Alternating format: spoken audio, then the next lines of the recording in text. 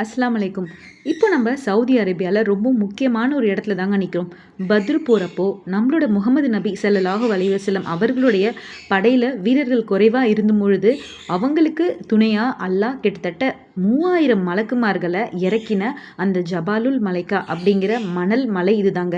எவ்வளவோ காத்து, மழை எது வந்தாலும் இந்த மலையோட மணல் மலையோட உயரம் கொஞ்சம் கூட குறையறதே இல்ல அப்படின்னு அந்த ஊர் மக்கள் சொல்றாங்கங்க. எங்க உம்ரா ட்ரிப் அப்ப நாங்க இங்க போய் பார்த்தோம். ரொம்பவுமே சந்தோஷமா இருந்தது.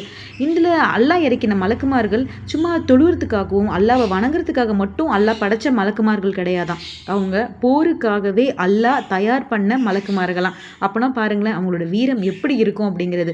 உண்மையாவே அல்லாஹ்வோட நம்பிக்கை நமக்கு இருந்துச்சு அப்படின்னா, எந்த இக்கட்டான சூழ்நிலையிலும் அல்லாஹ் நமக்கு கை கொடுப்பான் அப்படிங்கிறத இந்த மாதிரியான இடங்கள்ல வந்து நம்ம பார்க்கும்பொழுது நம்ம முழுசா நம்ம உணர முடியுங்க.